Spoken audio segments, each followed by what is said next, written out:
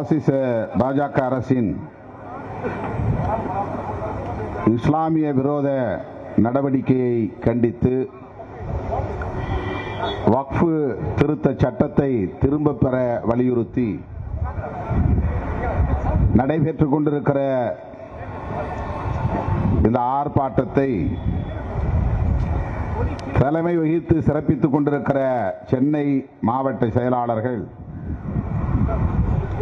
Velumani, Chetpet Ilango, Karikal Valavan, Saidai Jacob, அப்புன், இளையா, Soundar, Usharani, Elangovan, ஞான முதல்வன், திருவள்ளூர் மாவட்ட செயலாளர்கள் தளபதி சுந்தர், நீலமேகம், அருண் கௌதம், ஆவடி ஆதவன், காஞ்சிபுரம் மாவட்ட செயலாளர்கள் மேனகாதேவி, எழிலரசு, மதி ஆதவன், செங்கல்பட்டு மாவட்ட செயலாளர்கள் கேது என்கிற தென்னவன், பொன்னிவளவன், காஞ்சி தமிழினி, கனல்விழி, தமிழரசன், சாமுவேல் ஆகிய தோழர்களே,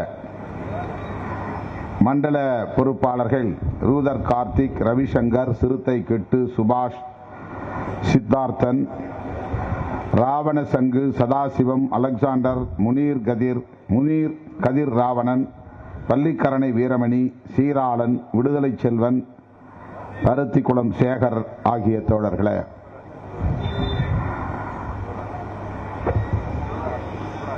சிவராஜ் உள்ளிட்ட தோழர்களே, அனைவரையும் வரவேற்று உரையாற்றி சிறப்பித்திருக்கிற வழக்குரைஞர் சாரநாத் அவர்களே,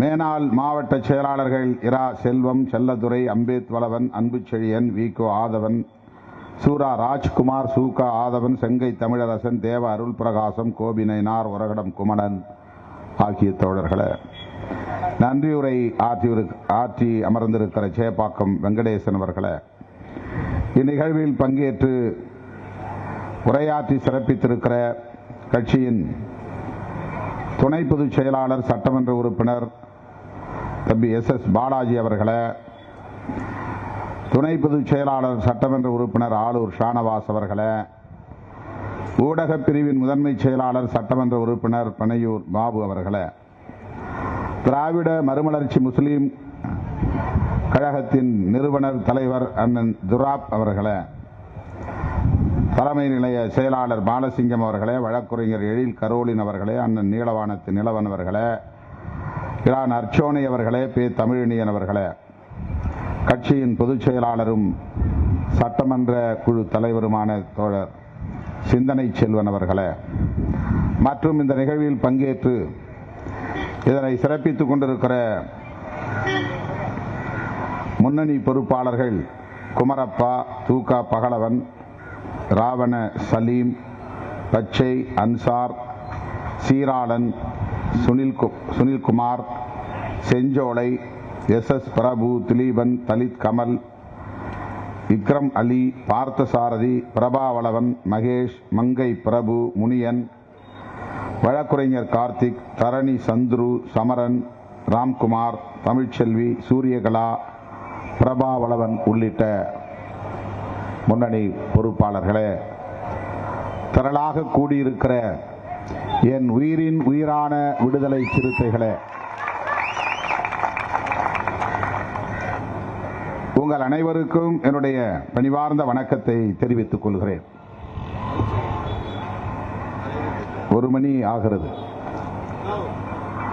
வழியிலே இன்னொரு போராட்டத்தில் பங்கேற்று வாழ்த்தி விட்டு இங்கே வர சற்று காலத்தாழ்வு நேர்ந்து விட்டது. இந்த ஆர்ப்பாட்டம் மிகுந்த வலியோடு நாம் ஒருங்கிணைத்திருக்கிறோம். சட்டம் நிறைவேறிவிட்டது. நிறைவேற்றப்பட்ட சட்டத்தை திரும்ப பெற வேண்டும் என்ற கோரிக்கையை முன்னிறுத்தி தமிழ்நாடு முழுவதும் அனைத்து மாவட்ட தலைநகரங்களிலும் இந்த ஆர்ப்பாட்டத்தை நாம் ஒருங்கிணைத்திருக்கிறோம். இதனை அறிமுகப்படுத்துகிற போதே நாம் கடுமையாக நாடாளுமன்றத்தில் எதிர்த்தோம். விடுதலை சிறுத்தைகள் கட்சி மட்டுமல்ல, இந்தியா கூட்டணியை சார்ந்த அனைத்து கட்சிகளும் காங்கிரஸ் பேரியக்கம், இடதுசாரி கட்சிகள், திராவிட முன்னேற்ற கழகம், திரிணாமுல் காங்கிரஸ் என்று இந்தியா கூட்டணியில் இடம்பெற்றுள்ள இந்திய யூனியன் முஸ்லீம் லீக் உள்ளிட்ட அனைத்து கட்சிகளும் மிக கடுமையாக எதிர்த்தோம். கடந்த ஆகஸ்ட் மாதம் இதை அறிமுகப்படுத்தினார்கள். 2024 ஆகஸ்ட். அந்த கடுமையான எதிர்ப்பை அவர்கள் எதிர்பார்த்திருந்தார்கள், ஆளும் கட்சியை சார்ந்தவர்கள். ஆகவே அடுத்து நாம் விடுத்த கோரிக்கையை ஏற்று உடனடியாக நாடாளுமன்ற கூட்டு குழுவை அமைத்தார்கள். மக்களவை, மாநிலங்களவை இரண்டு அவைகளில் இருந்தும் குறிப்பிட்ட சில நாடாளுமன்ற உறுப்பினர்களை கொண்ட ஒரு குழு, joint action committee, joint parliamentary committee, நாடாளுமன்ற கூட்டுக்குழு. அதற்கு பாரதிய ஜனதா கட்சியை சார்ந்த மூத்த உறுப்பினர் ஜெகதாம்பிகா பால் என்பவர் தலைவராக நியமிக்கப்பட்டார். அந்த நாடாளுமன்ற கூட்டுக்குழுவிலே எதிர்க்கட்சிகளை சார்ந்த உறுப்பினர்களும் கருத்து சொல்ல உரிமை உண்டு, எதிர்ப்பு தெரிவிக்க உரிமை உண்டு. ஆனால் அந்த கூட்டுக்குழு எதிர்க்கட்சிகளை சார்ந்த உறுப்பினர்களின் கருத்துக்களை ஒரு பொருட்டாக எடுத்துக்கொள்ளவில்லை. அவர்கள் முன்மொழிந்த திருத்தங்களை ஏற்கவில்லை. அவருடைய எதிர்ப்பு கருத்துக்களை பதிவு செய்யவே இல்லை. பல நேரங்களில் அவர்களை அந்த அமர்வில் இருந்து சட்டமன்றத்தில் வெளியேற்றுவது போல் வெளியேற்றியும் விட்டார்கள். ஆகவே அந்த கூட்டுக்குழு பொருளற்றதாகிவிட்டது. ஆனாலும் ஆளுங்கட்சிக்கு ஆதரவான உறுப்பினர்களை கொண்டு சில திருத்தங்களை பரிந்துரைகளாக வைத்து அதன் அடிப்படையிலே அந்த சட்ட திருத்தத்தை அல்லது அந்த திருத்த சட்டத்தை மீண்டும் நாடாளுமன்றத்தின் அவையிலே கொண்டு வந்து விவாதித்து நிறைவேற்றி இருக்கிறார்கள். இதைத்தான் அவர்கள் செய்ய போகிறார்கள் என்பது எதிர்க்கட்சிகளுக்கும் தெரியும். எதிர்க்கட்சிகள் இப்படியெல்லாம் எதிர்ப்பார்கள், எதிர்த்து பேசுவார்கள் என்பது ஆளுங்கட்சிக்கும் தெரியும். நாடாளுமன்ற ஜனநாயகத்தின்படி விரிவாக விவாதிக்க பெற்று பெரும்பான்மை அடிப்படையில் நிறைவேற்றப்பட்டு விட்டது. அதனால்தான் நான் நாடாளுமன்றத்தில் பேசுகிற போது சொன்னேன், ஜனநாயகத்தை கொல்லுவதற்கு ஜனநாயகத்தையே பயன்படுத்துகிறார்கள். ஒரு ஜனநாயக படுகொலையை ஜனநாயகத்தின் பெயரால் நிகழ்த்தி இருக்கிறார்கள் என்று சொன்னேன். அதாவது எல்லாம் விவாதிக்கப்படுகிறது, நாடாளுமன்ற கூட்டுக்குழுவும் அமைக்கப்படுகிறது, எதிர்க்கட்சிகள் உறுப்பினர்களாக நியமிக்கப்படுகிறார்கள், எதிர்க்கட்சிகளை சார்ந்த உறுப்பினர்கள் அந்த குழுவின் உறுப்பினர்களாக நியமிக்கப்படுகிறார்கள், அவர்கள் எதிர்ப்பும் தெரிவிக்கிறார்கள். இவையெல்லாம் அனுமதிக்கப்படுகிறது, அது ஜனநாயக உரிமை. ஆனால் இறுதியில் ஜனநாயகம் படுகொலை செய்யப்படுகிறது. ஆக ஜனநாயகத்தின் பெயரால் ஜனநாயகம் படுகொலை செய்யப்பட்ட ஒரு நிகழ்வுதான் வக்ஃப் திருத்த சட்ட நிறைவேற்றம் ஆகும். அந்த கூட்டுக்குழு அறிக்கையை அவர்கள் ஏற்றுக்கொண்டு அதன் அடிப்படையில் சில திருத்தங்களையும் வைத்து என்ன அவர்கள் நினைத்தார்களோ அதை அப்படியே நிறைவேற்றிவிட்டார்கள். 8 மணி நேர விவாதம் என்று முடிவு செய்தார்கள். ஆனால் 13 மணி நேரத்திற்கு மேலாக விவாதங்கள் நடந்தன. எந்த அளவுக்கு ஆளுங்கட்சி நமக்கு ஜனநாயகத்தை அனுமதிக்கிறது என்று நாம் பிரமிக்கத்தக்கக்கூடிய வகையில் எதிர்க்கட்சிகளை எல்லாம் பேச அனுமதித்தார்கள். ஆக ஜனநாயகத்தை அவர்கள் மதிக்கிறார்கள். ஆனால் இறுதியில் என்ன? ஜனநாயகம் படுகொலை செய்யப்பட்டு விட்டது.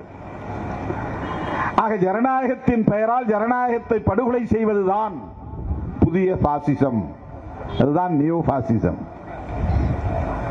நவீன பாசிசம் என்று நாம் சொல்லுகிறோமே, அதுதான் இது. சட்டத்தின் பெயரால் சட்டவிரோத செயலை செய்வது.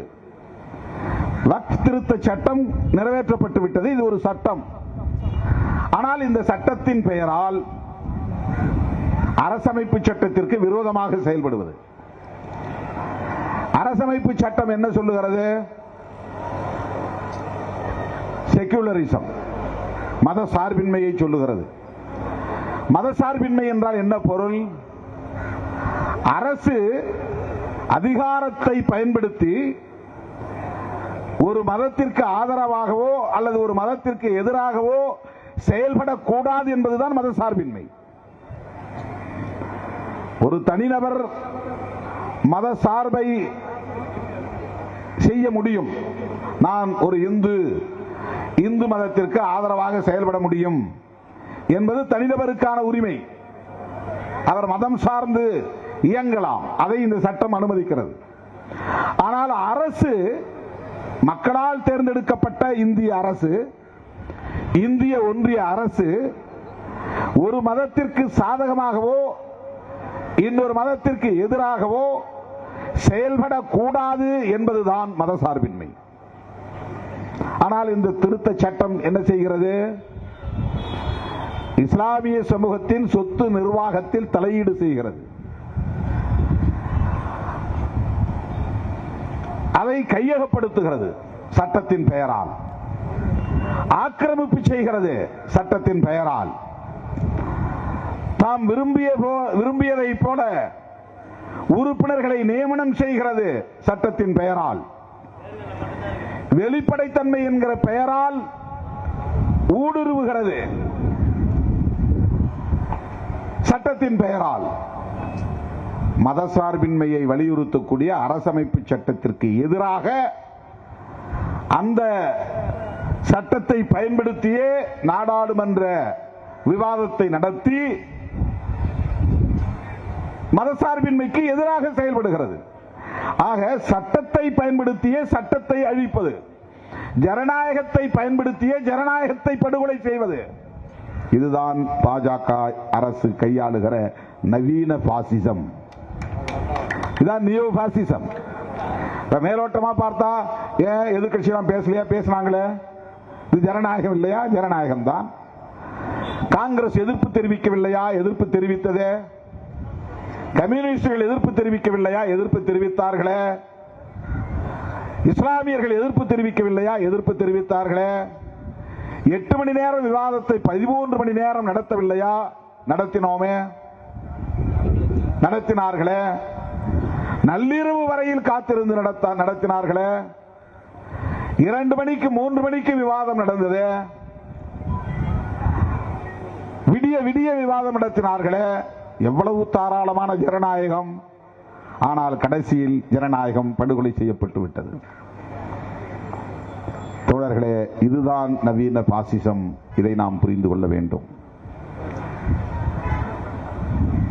வக்ஃப், இதை உச்சரிப்பதே கடினமாக இருக்கிறது. WAQF. இது ஒரு அராபிய சொல். இதற்கு என்ன பொருள்? இறை சொத்து என்று பொருள். இறைவனின் பெயரால் இஸ்லாமியர்களின் நலன்களுக்காக இஸ்லாமியர்கள் தானமாக அளிக்கிற சொத்து.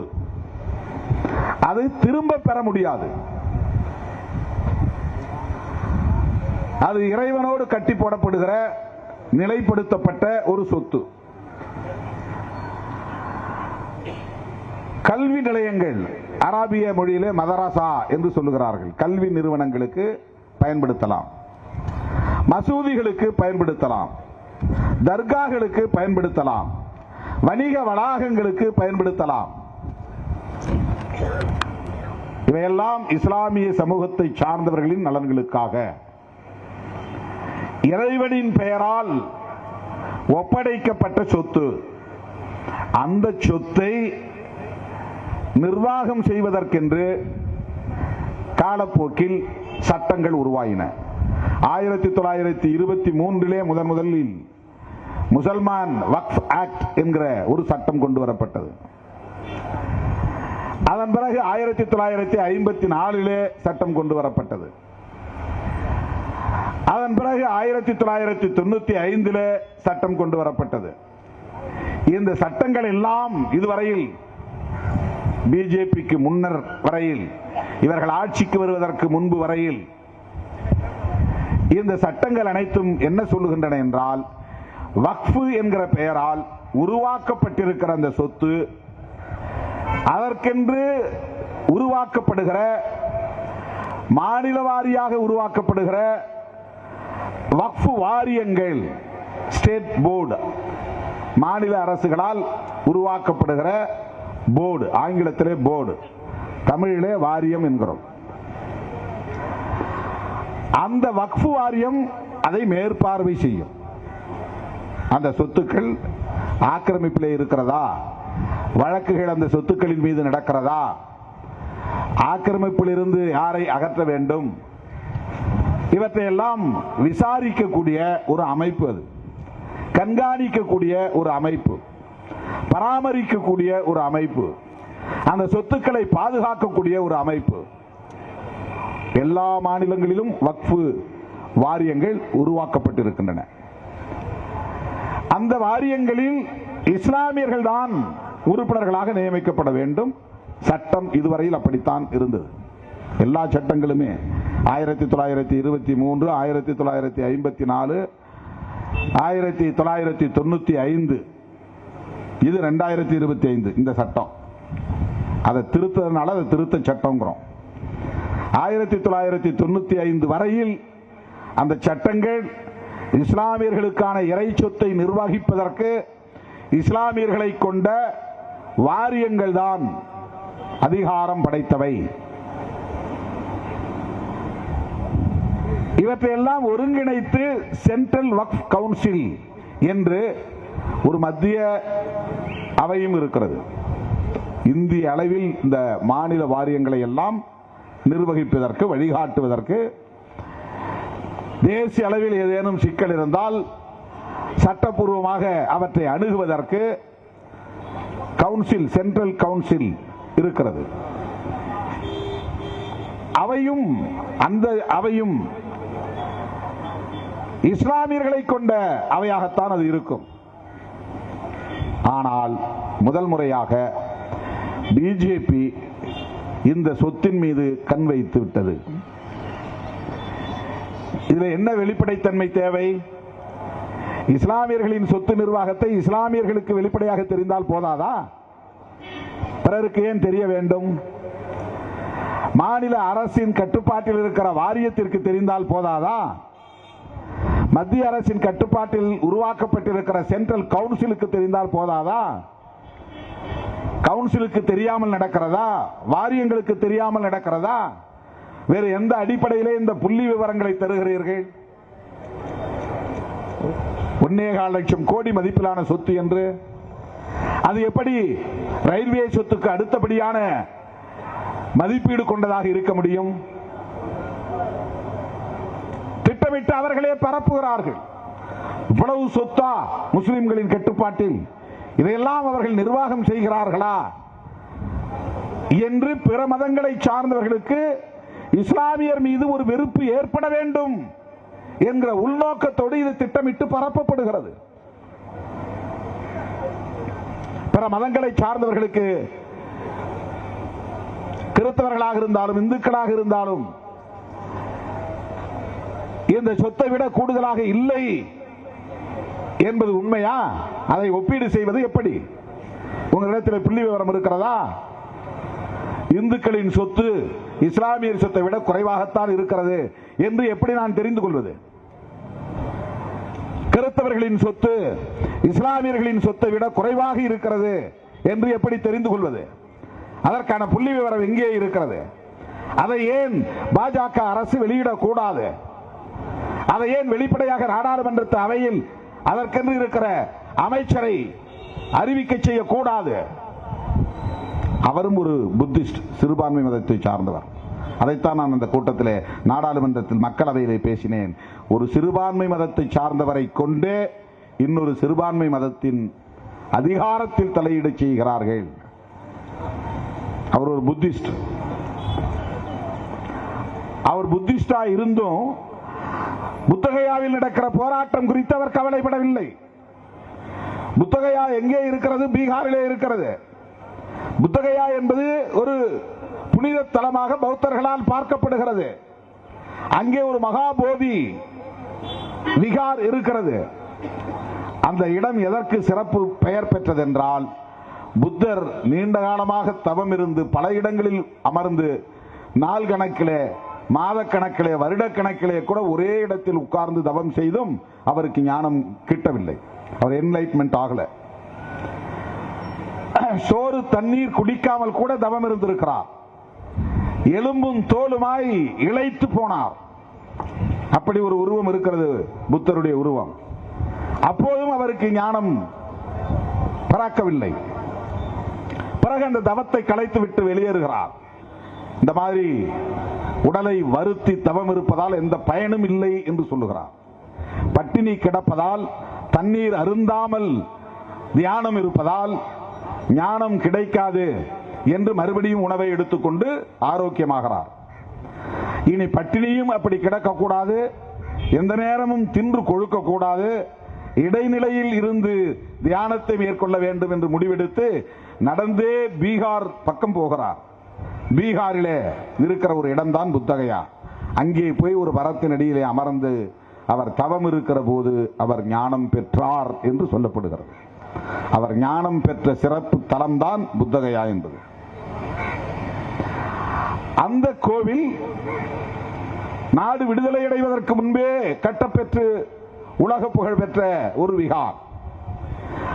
அப்போது ஒரு நிர்வாக கமிட்டி உருவாக்கப்பட்டது. அந்த நிர்வாக குழுவிலே அப்ப பிஜேபி இல்ல.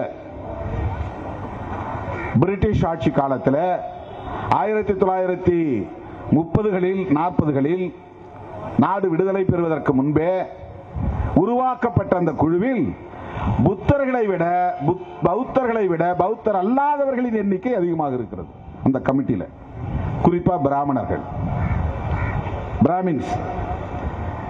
இன்றைக்கும் அதுதான் நீடிக்கிறது. புத்தர்களுக்கான கோவில், அந்த பௌத்த விகாரை நிர்வாகம் செய்யக்கூடிய கமிட்டி, அதிலே பௌத்தர் அல்லாதவர்கள் எண்ணிக்கை அதிகமாக இருக்கிறது உறுப்பினர்கள்.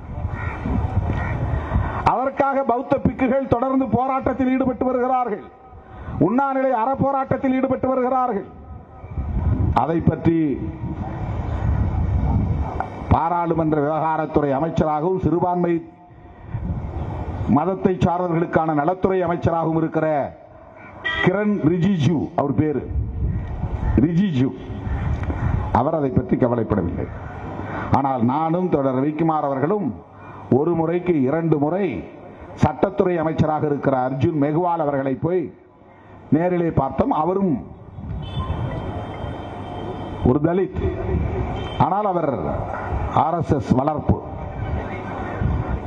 பிஜேபியில் ஐஏஎஸ் ஆக இருக்கிற போதே ஆர்எஸ்எஸ் தன்னை ஈடுபடுத்திக் கொண்டவர். ஆர்எஸ்எஸ் மாணவர் ஏபிவிபி மாணவர் இயக்கத்தில் இருந்து வளர்ந்தவர். 8 முறையோ 9 முறையோ எம்பியாக தேர்ந்தெடுக்கப்பட்டவர். தொடர்ந்து அமைச்சராக இருப்பவர். அவர் சட்டத்துறை அமைச்சராக இருப்பதனால் அவரை 2-3 முறை நேரிலே போய் பார்த்து, அதற்கென்று இருக்கிற ஒரு குழுவினரையும் உத்தரப்பிரதேசத்தில் இருந்தும் மகாராஷ்டிராவில் இருந்தும் வந்தவர்களை அழைத்துக் கொண்டு போய் பார்த்தோம். 1 வாரத்தில் இந்த பிரச்சனையை நான் செட்டில் பண்றேன்னு சொன்னார். இப்போ 1 மாசம் ஆச்சு. இன்னும் புத்தகயாவில் போராட்டம் தொடர்கிறது. அது என்ன பிரச்சனை என்றால், இன்றைக்கு இஸ்லாம் மதத்தின் சொத்து நிர்வாகத்தை நடைமுறைப்படுத்துவதற்கான சட்டம் என்ன சொல்லுகிறதோ அது ஏற்கனவே பௌத்த மதத்தின் மீதும் அந்த தாக்குதல் நடத்தப்பட்டிருக்கிறது. பௌத்தர் அல்லாதவர்கள் உறுப்பினர்களாக இருக்கிறார்கள், பிராமணர்கள் உறுப்பினர்களாக இருக்கிறார்கள். அந்த பௌத்த விகாருக்குள்ளே போனால் ஒரு இந்து கோவிலுக்குள் நுழைவதை போல் இருக்கிறது. நான் போயிட்டு வந்தாங்க. இந்து கோவில்களில் என்ன வகையான பூஜை புனஸ்காரங்கள் செய்யப்படுகின்றனவோ செய்யப்படுகிறது. ஏன்னா நிர்வாகம் பிராமணர்களின் கட்டுப்பாட்டில் இருக்கிறது. இந்துக்கள் பெரும்பாலும் புத்தர் சிலையை வைத்திருப்பார்கள். வீட்டுக்குள்ள போனீங்கன்னா அது புத்தர் சிலை இருக்கும். அது திருஷ்டி கழிக்கிறதுக்காக அவங்க வச்சிருக்கிறாங்க. லாஃபிங் புத்தான்னு ஒன்று வச்சிருப்பாங்க, சிரிக்கிற புத்தர். அதை வச்சா நிறைய குபேரன் ஆகிடலாம், சொத்து சேர்க்கலாங்கிறதுக்காக வச்சிருக்கிறாங்க. பௌத்த கொள்கைக்காக கிடையாது. அவர்களின் நம்பிக்கை புத்தரே மகாவிஷ்ணுவின் அவதாரம் தான். எனவே பௌத்த மதமே இந்து மதத்தின் ஒரு கிளை தான். அதனால்தான் பௌத்தத்திற்கு மாறினாலும் இடஒதுக்கீடு உண்டு. அரசமைப்பு சட்டத்திலே திருத்தம் கொண்டு வந்து பௌத்த மதம் இந்து மதத்தின் ஒரு கிளை, எனவே பௌத்தத்திற்கு மாறினாலும் உங்களுக்கு இடஒதுக்கீடு உண்டு என்று அனுமதித்திருக்கிறார்கள். பௌத்தத்தை சுதந்திரமாக இயங்க விடாமல் இந்து மதத்தின் ஒரு கிளையாகிவிட்டார்கள், ஆக்கிவிட்டார்கள். மகாவிஷ்ணுவின் அவதாரம் என்ற புராண கதைகளை அப்படியே அவர்கள் இன்றைக்கு ஏற்றுக்கொண்டு அதை சட்டப்பூர்வமாகவும் இந்து மதத்தின் கிளையாக மாற்றிவிட்டார்கள். நீங்க எத்தனை லட்சம் பேரை கூட புத்திஸ்டா மாத்தலாம், ஒன்றும் பிரச்சனை பண்ண மாட்டான். ஆனா ஒரு ஊர்ல போய் 100 பேரை நீ முஸ்லீமா மாற்றினால் மிகப்பெரிய வன்முறை வெடிக்கும். பௌத்தத்துக்கு நீ மாறினாக்க உன்னை ஒண்ணுமே கண்டுக்க மாட்டான், வாங்க தோழர்மா. ஏன்னா அரசமைப்பு சட்டமே பௌத்தத்தை இந்து மதத்தின் கிளை என்று ஏற்றுக்கொண்டதாக. அதனால் நான் சட்டமன்றத்தில் பேசும்போது சொன்னேன், அவங்களுக்கு தனி சட்டம் வேண்டும், பர்சனல் லா. அதை இந்து மேரேஜஸ் ஆக்டோட அவங்க இணைச்சு வச்சிருக்கிறாங்க. இந்து மதத்தினுடைய சட்டங்கள் தான் பௌத்தர்களாக இருப்பவர்களுக்கும் பொருந்தும், பர்சனல் லா இல்லை. இவங்களுக்கு ஷரியத்தில் சட்டம் தனியா இருக்கு, கிறிஸ்தவ மதத்திற்கு தனி சட்டம் இருக்கு, அதுக்கு பேர் பர்சனல் லா. பௌத்தத்திற்கு தனி சட்டம் இல்லை. தொடர்ந்து மக்களவையிலே விடுதலை சிறுத்தைகள் கட்சியின் சார்பில் அதை எழுப்பி வருகிறோம். அவரை போய் அர்ஜுன் மெகோலை பார்த்து பர்சனல் லா வேணும்னு சொல்லியிருக்கிறோம். இதுக்கு தனியே ஒரு கமிட்டி உத்தரப்பிரதேசத்தில் மகாராஷ்டிராவில் இருக்கிறாங்க. 10 முறைக்கு மேல என்ன சந்திச்சுட்டாங்க. அவங்களை அழைச்சிட்டு போய் பலமுறை அவங்கள்ட்ட கூட சொல்லிட்டேன், பர்சனல் லா வேணும்னு. கொண்டு வர மாட்டாங்க.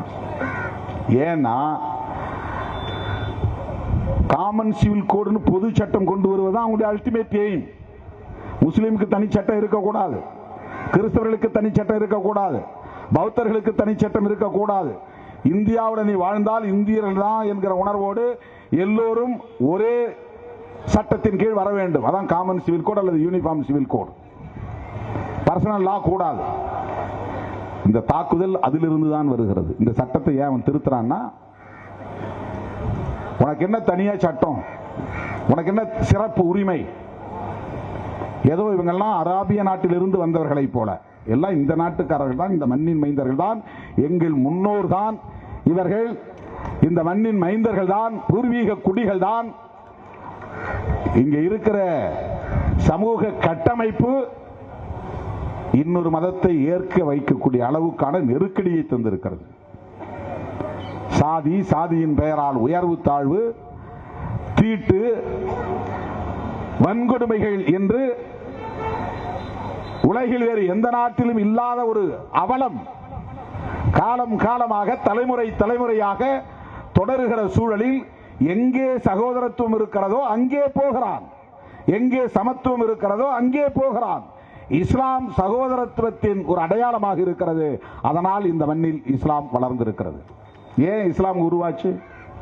முஸ்லிம்கள் இந்த நாட்டை ஆண்டதாலா? கிடையாது. அப்படின்னா அவன் ஆட்சி கிட்டத்தட்ட 800 வருஷம் ஆண்டிருக்கிறான். இந்த நாட்டை இஸ்லாமிய நாடா அவனால மாற்றிருக்க முடியும். அப்படி மாற்றவில்லை. மதம் மாற்றுகிறார்கள், திட்டமிட்டு மாற்றுகிறார்கள் என்று சொல்லுவது ஒரு அவதூறு. மக்களே உணர்ந்து இந்த மதத்திற்கு போகிறோம் என்று போனார்கள். நான் ஆய்வு செய்தது மீனாட்சிபுரம் மதமாற்றம் குறித்த ஆய்வு. அதில் தான் நான் டாக்டரேட் வாங்கியிருக்கேன். அந்த மக்களை யாரும் தூண்டவில்லை. இங்கும் அங்கும் ஓடி ஓடி அலைந்து அலைந்து இந்த கொடுமைகளுக்கு எங்களுக்கு நீதி வேண்டும், எங்கள் பெண்களுக்கு பாதுகாப்பு இல்லை, அவர்கள் நிலத்தில் நாங்கள் அடிமைகளாக கிடந்து உழல வேண்டி இருக்கிறது, அவர்களை சார்ந்து வாழ வேண்டி இருக்கிறது, அவர்களுடைய நிலத்தில் உழுதால்தான் எங்களுக்கு கூலி, கூலி கிடைத்தால்தான் எங்களுக்கு உணவு என்கிற ஒரு அவலம் நீடிக்கிற நிலையில் இந்த வன்கொடுமைகளில் இருந்து எங்களுக்கு பாதுகாப்பு இல்லையா என்று மூளை முடுக்கெல்லாம் ஓடி முட்டி மோதி பார்த்துவிட்டு நீதி கிடைக்கவில்லை என்ற பிறகுதான் நாங்கள் இந்த மதத்திலேயே இருக்க மாட்டோம், இஸ்லாமியர்களாக மாறுகிறோம் என்று ஒட்டுமொத்த கிராமமும் முடிவு செய்தது. யாரும் அவர்களை போய் தூண்டிவிட்டு நீங்கள் முஸ்லிம் மதத்திற்கு மாறுங்கள் என்று சொல்லவில்லை. நீதி கேட்டு அலைந்து அலைந்து தலைமுறை தலைமுறையாய் நொந்துதான் வலி மிகுந்த நிலையில்தான் எங்கள் எதிர்காலத்து பிள்ளைகளாவது இப்படிப்பட்ட கொடுமைகளை சந்திக்க கூடாது, அவர்கள் சுதந்திரமாக வாழ வேண்டும் என்கிற எதிர்பார்ப்போடுதான் 200 குடும்பங்கள் இஸ்லாத்துக்கு மாறியது. இன்றைக்கு அவர்கள் முஸ்லிம்களாக தலைநிமிர்ந்து வாழ்கிறார்கள். சாதிய வன்கொடுமைகள் இல்லை. ஏன் மதமாற்றம் நிகழ்கிறது? இந்து மதத்திலே சகோதரத்துவம் இல்லை என்பதுதானே. இதையெல்லாம் நீங்கள் திருத்தக்கூடாதா? இந்து மதத்திலே திருத்தம் செய்யக்கூடிய தேவை இல்லையா? சகோதரத்துவத்தை உருவாக்குவதற்கு மோடியும் அமித்ஷாவும் RSS அமைப்பும் என்ன நடவடிக்கை எடுத்திருக்கிறது? சாதிய கொடுமைகளை தடுப்பதற்கு என்ன நடவடிக்கை எடுத்திருக்கிறார்கள்? சேரி ஊர் என்று இருப்பிடங்களே பிரிந்து கிடக்கின்றனவே, இரட்டை இந்தியாவாகவே இருக்கிறது. இந்த வாழிடங்களை ஒருமைப்படுத்துவதற்கு என்ன நடவடிக்கை எடுத்திருக்கிறீர்கள்?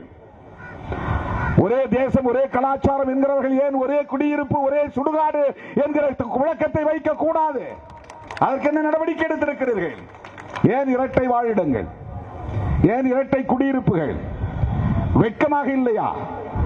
ஒரே ஊருக்கு பெயர் ஒரே பெயர், ஆனால் 2 குடியிருப்பு. அது ஊர் தெரு, இது சேரி. இதற்காக வெட்கப்பட வேண்டாமா? இதை யார் ஏற்படுத்தியது? இது எப்படி உருவானது? பிறப்பின் அடிப்படையிலே உயர்வு தாழ்வு என்கிற பாகுபாடு இங்கே காலம் காலமாக நிலைப்படுத்தப்பட்டிருக்கிறது. இந்த பாகுபாட்டை ஒழிப்பதற்கு RSS என்ன திட்டம் வைத்திருக்கிறது? மோடி அமித்ஷா கும்பல் என்ன நடவடிக்கை எடுத்திருக்கிறீர்கள்? சாதிய வன்கொடுமை இல்லையா? சாதியின் பெயரால் பாகுபாடு இல்லையா? பாலினத்தின் பெயரால் பாகுபாடு இல்லையா? பிறப்பின் பெயரால் உயர்வு தாழ்வு இல்லையா? இவைதானே இந்த மதம் மாறுவதற்கு காரணம். இதையே மூடி மறைக்கிறீர்கள். ஏதோ இஸ்லாமியர்களும் கிறிஸ்தவர்களும் ஆசை காட்டி மதமாற்றம் செய்கிறார்கள் என்று சொல்லுவதற்கு உங்களுக்கு வெட்கமாக இல்லை? மானக்கேடாக இல்லை? மதம் மாறுவதற்கு எது உண்மையான காரணம்?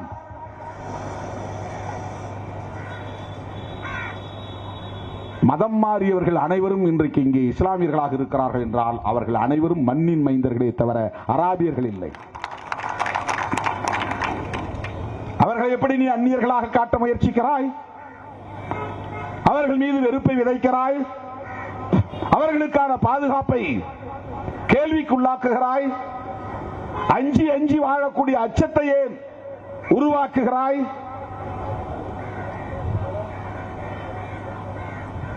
மேலவர்களை படுகொலை செய்தவன் யார்? ஒரே சமூகத்தை சார்ந்த இந்துக்கள் தானே. மேல் பாதியில் நுழையக்கூடாது என்று சொல்லுகிறவன் யார்? கோவிலுக்குள்ளே நுழையக்கூடாது என்று சொல்லுகிறவன் யார்? ஒரே மதத்தை சார்ந்தவர்கள் தானே. இதற்கென்ன பிஜேபி நடவடிக்கை எடுத்தது? அந்த கோவிலுக்குள்ளே அழைத்து போகிறேன் வாருங்கள் இந்துக்களே என்று என்றைக்காவது நீ ஒரே ஒரு போராட்டம் நடத்தியதுண்டா? ஊஞ்சலையிலே கோயில் நுழைவு போராட்டம் நடத்தியதற்காக 5 பேர் படுகொலை செய்யப்பட்டார்களே. படுகொலை செய்தது யார்? கிறிஸ்தவர்களா? இஸ்லாமியர்களா? வேறு மதங்களை சார்ந்தவர்களா? கொலை செய்யப்பட்டவனும் இந்து, கொன்றவனும் இந்து தானே. இந்த படுகொலைகளை தடுப்பதற்கு உன்னிடத்தில் என்ன திட்டம் இருக்கிறது? இந்த மதத்தை காப்பாற்ற வேண்டுமானால் இந்து சமூகத்தில் இருக்கிற இந்த பாகுபாடுகளை கலைந்தெறிவதற்கு நீ என்ன செயல் திட்டம் வைத்திருக்கிறாய்? இந்த நிலையில்தான் மக்களவையிலே பேசுகிற போது நான் சொன்னேன், இந்தியாவில் ஷெட்யூல் காஸ்ட் என்கிற பெயரில் யாரெல்லாம் இருக்கிறார்களோ அவர்கள் அனைவரையும் பௌத்தர்கள் என்று அதிகாரபூர்வமாக அறிவிக்க வேண்டும் என்று சொன்னேன். கவர்மெண்ட் டிக்ளேர் பண்ண யார் யாரெல்லாம் ஷெட்யூல் காஸ்ட் ஷெட்யூல் ட்ரைப்ஸ் என்ன அவங்க அடிப்படையிலே இந்துக்கள் இல்லை என்று உன்னுடைய வர்ணாசிரம தர்மம் சொல்லுகிறது.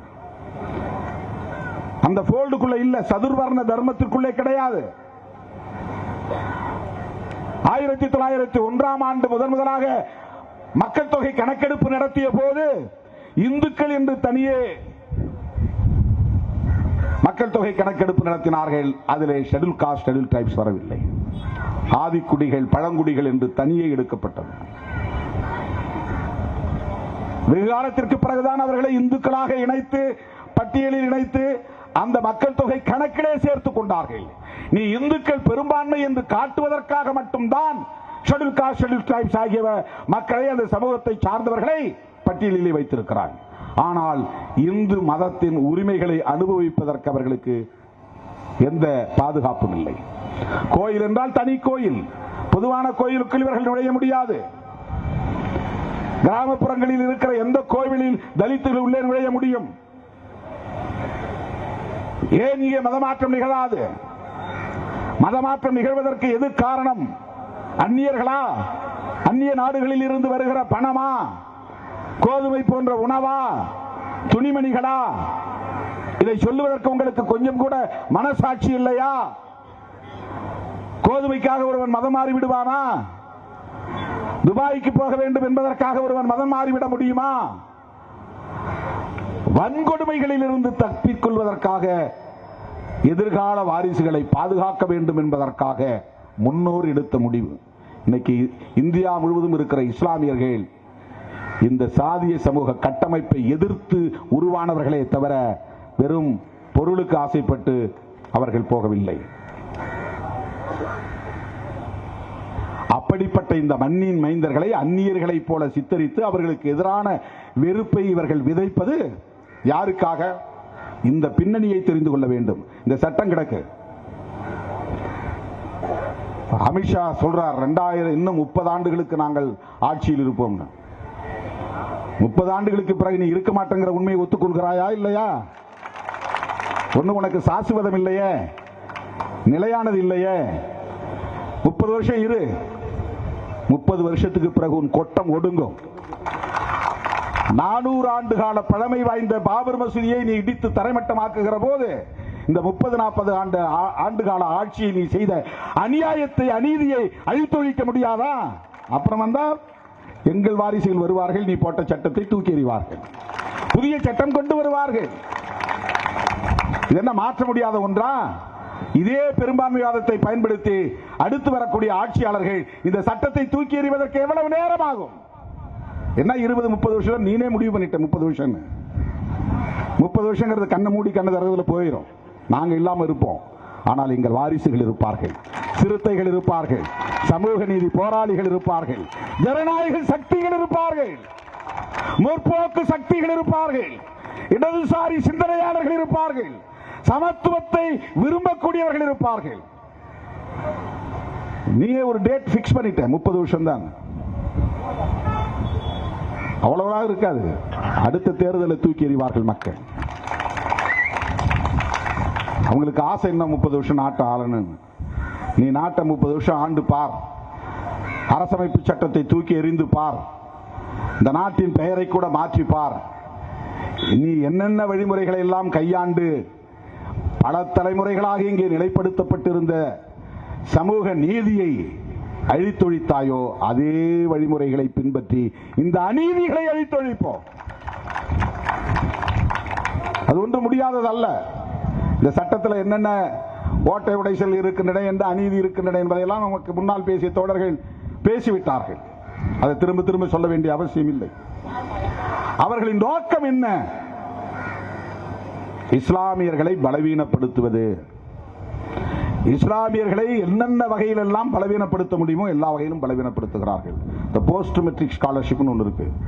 இஸ்லாமியர்களுக்கு கொடுத்துட்டு வந்த அந்த கல்வி உதவித்தொகையை ஆண்டுக்கு ஆண்டு கொஞ்சம் கொஞ்சமாக குறைத்து இப்போது போஸ்ட் மெட்ரிக் ஸ்காலர்ஷிப்ங்கிற எண்ணமே இல்லாத அளவுக்கு ஆக்கிவிட்டார்கள். முற்றாக நிறுத்தவில்லை, குறைத்து விட்டார்கள். ஓவர்சீஸ் ஸ்காலர்ஷிப், அயல் நாடுகளுக்கு போய் படிக்கிறவங்களுக்கு கல்வி உதவித்தொகை, அதை முற்றாக நிறுத்திவிட்டார்கள். இது இஸ்லாமியர்களுக்கு மட்டும் செய்யவில்லை, தலித்துகளுக்கும் குறைத்துக் கொண்டே வருகிறார்கள்.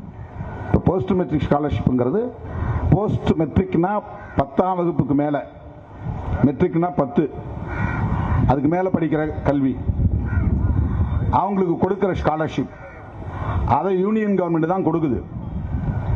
ஸ்டேட் கவர்மெண்ட் கொஞ்சம் அதுல இணைச்சு கொடுக்குறாங்க. ஆனா இப்போ எடப்பாடி அவர்கள் முதல்வராக இருந்த போது நாங்க போய் பார்த்தோம். நானும் ரவிக்குமார் அவர்களும் ஒரு மனு கொடுத்தோம். நாங்க அங்க போய் நிர்மலா சீதாராமனை பார்த்தோம். ஸ்டேட் கவர்மெண்ட் ஒத்துழைக்கல, அவங்க சரியான விவரத்தை எங்களுக்கு கொடுக்க மாட்டேங்கிறாங்க. குறிப்பா தனியார் பொறியியல் கல்லூரியை சார்ந்தவர்கள் நிறைய தவறான தகவல் கொடுத்து நிதியை வாங்குறாங்க. வெறுமனே அட்மிஷன் போட்டு பிள்ளைங்க படிக்கிறாங்களோ இல்லையோ பணம் வாங்குறாங்க. இந்த மாதிரி சில குற்றச்சாட்டுகள் சொல்லி இருக்கிறாங்க. அதனால நீங்க முதலமைச்சர் இந்திய யூனியன் அரசுக்கு முறைப்படி கடிதம் எழுதி அந்த நிதியை பெற்று மாணவர்களுக்கு பயன்படுத்த வாய்ப்பு வழங்குங்கள் என்று கோரிக்கை வைத்தோம். அவங்க அனுப்பல. நாங்க என்ன பண்றதுன்னு அவர் சொன்னார். அந்த அம்மாவை நிர்மலா சீதாராமன் அவர்களை பலமுறை நாங்கள் இது தொடர்பாகவே சந்திச்சிருக்கிறோம். எஸ்சி எஸ்டிக்கு மட்டும் இல்ல, எல்லாருக்கும் அது போஸ்ட் மெட்ரிக் ஸ்காலர்ஷிப் படிப்படியாக அவர்கள் குறைத்து வருகிறார்கள். இதெல்லாம் உனக்கு கொடுக்கறதால தான் நீ மேல மேல படிச்சுட்டே போற. உங்க அப்பா உனக்கு ஃபீஸ் கட்ட முடியாது, அம்மா ஃபீஸ் கட்ட முடியாது, ஆனா கவர்மெண்ட் ஃபீஸ் கட்டி நீ படிச்சு எங்களுக்கு எதிராக பேசுவீங்களா? கவர்மெண்ட் ஃபீஸ் கட்டி நீ படிச்சுட்டு வேலைக்கு, அரசாங்க வேலைக்கு போவ, அப்ப யார் தெருவை கூட்டுறது, யார் கக்கூஸ் கழுவுறது? அவனுடைய கவலை அதுதான். இந்த நிலை போனால் பிறப்பால் உயர்ந்தவர்கள், கடவுளிடம் நேரடியாக பேசக்கூடியவர்கள் நாங்கள் தான் என்று சொல்லிக் கொண்டிருக்கிற பார்ப்பனர்களின் நிலை என்ன ஆகும் என்பதுதான் RSS உடைய கவலை. இந்த பின்னணியில் நீங்க புரிஞ்சுக்கணும். இது ஏதோ வெறும் சட்டம் அரசியல் அப்படின்லாம் கிடையாது. RSSக்கு ஒரு அஜெண்டா இருக்கிறது. இந்த சமூக நீதி கோட்பாடு தெருக்கூட்டம் பிள்ளையை நீதிபதி ஆக்குகிறது, ஆடு மாடு மேய்த்தனுடைய பிள்ளையை பேராசிரியர் ஆக்குகிறது, துணைவேந்தர் ஆக்குகிறது. இப்ப யாரும் கிராமத்தில் 10வது வரையிலும் படிச்சவனா இருந்தா கூட யாரும் வேலைக்கு போறது, விவசாய வேலைக்கு போறதில்லை, அரசாங்க வேலைக்கு தான் போறான். அதுக்கான வேலைகளை முயற்சி செய்யறான். இல்லைன்னா மெட்ராஸ் வந்துடுறான், பாம்பேக்கு போயிடுறான், டெல்லிக்கு போயிடுறான், இல்லைன்னா நாட்டை விட்டே வெளியே போயிடுறான். உன் வீட்டில் மாடு மேய்க்கிறது பேரா சாணி வர்றதுல என் பாட்டன் செஞ்சது போதும், என் அப்பன் செஞ்சது போதும், இனிமே நான் உங்ககிட்ட சாணி வர. இப்போ அவன்லாம் என்ன பண்றான்னா நிலத்தை பூரா காட்டுக்கருவை முளைக்கிறது விட்டாங்க. ஏன்னா வேலை செய்யறதுக்கு ஆள் கிடையாது. எங்க அப்பா உழைச்சார், எங்க தாத்தா உழைச்சார், நான் உழைக்கல. அவனுக்கு வேலை செய்ய தெரியாது, அவனுக்கு ஏர் பிடிக்க தெரியாது, மாட்டுக்கு தீனி இருக்க தெரியாது, அவனுக்கு ஒரு நாள் கூட அந்த கொளுத்துற வெயில நின்று குனிஞ்சு வேலை செய்ய தெரியாது. ஆனா விவசாயி, அவன் பேர்ல 100 ஏக்கர் நிலம் இருக்கும். எப்படி விதைக்கணும், எப்படி களை பறிக்கணும், எப்படி அதை அறுவடை செய்யணும், எப்படி கொண்டு களத்துல கொட்டணும், அது எதுவுமே அவனுக்கு தெரியாது. இப்ப நான் வேலை செய்யல, அவன் காடெல்லாம் கரம்பா கிடக்கு, காட்டுக்கருவை முளைச்சு கிடக்கு. அதை தான் இன்னைக்கு அவன் ஏலம் விட்டு அதை வெட்டி அதுல வர்றதை வச்சுதான் இன்னைக்கு குழப்பம் நடத்துறான். இதெல்லாம் ஏன் நிகழ்கிறது? அவனுக்கு கவலை அதுதான். அதனால்தான் NEP தேசிய கல்விக் கொள்கையில ஸ்பெஷல் ஸ்கில்ங்கிற பேர்ல உங்க அப்பா என்ன தொழில் செய்தாரோ அதையும் நீ கத்துக்கோ. தச்சருடைய ஆசாருடைய பிள்ளை ஆசாரி வேலையை கத்துக்கோ, கொல்லனுடைய பிள்ளை கொல்லன் வேலையை கத்துக்கோ, விவசாயினுடைய பிள்ளைகள் விவசாய வேலையை கத்துக்கோங்க. உங்களுக்கு தனியா நாங்க சிறப்பு பயிற்சி தர்றோம். இது குலக்கல்வி திட்டம்லாம் இல்ல.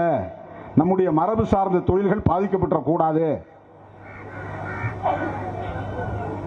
ஏன் அந்த தொழில பிராமணர்களுக்கோ உயர் சாதியை சார்ந்தவர்களுக்கோ கற்றுக் கொடுங்க. ஏன் அவர் ஆசாரி ஆகக்கூடாதுன்னு இருக்கா? பொற்கொள்ளர் ஆகக்கூடாதுன்னு இருக்கா? ஆடு மாடு மேய்க்க கூடாதா? இன்றைக்கு இருக்கிற பிரச்சனை தான். எல்லாம் தலைகீழாக மாறுகிறது. தலை நிமிர சேரி திரளும், தலைகீழாய் நாடு புரளும். 1990 நான் எழுதின முழக்கம் இது. தலைகீழாய் நாடு புரளும். நீ உயர்ந்த சாதின்னு சொல்லி இருந்த கீழே இறங்கி வா. நீ தொடப்பு கட்டை புடி, தெருவை கோட்டு, கக்கூசுக்கு போ, கழுவு. சம்பளம் தான் கொடுக்கிறானே, இப்போ வாங்கிக்கோ. தலைகீழாக நாடு புரளுகிறது. அவன் கவலை இதுதான். இந்த சோசியல் ஆர்டர் பாதிக்கப்படுது. உயர்ந்த சாதியாகவே இருக்க வேண்டும், உடல் உழைப்பு கூடாது, சத்திரியர்களாகவே இருக்க வேண்டும், அவர்கள் ஆட்சி அதிகார பீடத்தில் அமர வேண்டும், அவர்கள் உடல் உழைப்பு கூடாது. சூத்திரர்களும் பஞ்சமர்களும் காலம் காலமாக அவர்கள் பிள்ளை பெறுவதே சாணி வாருவதற்கும் கக்கூஸ் கழுவுவதற்கும் தெருவை கூட்டுவதற்கும். எதுக்கு உனக்கு 2 பிள்ளை பெற்றிருக்காங்க, அடுத்து எனக்கு பின்னால சாணி பொறுக்கிறதுக்கு. உனக்கு எதுக்கு பொம்பளை பிள்ளை பிறந்திருக்காங்க, கக்கூஸ் கழுவுவதற்கு.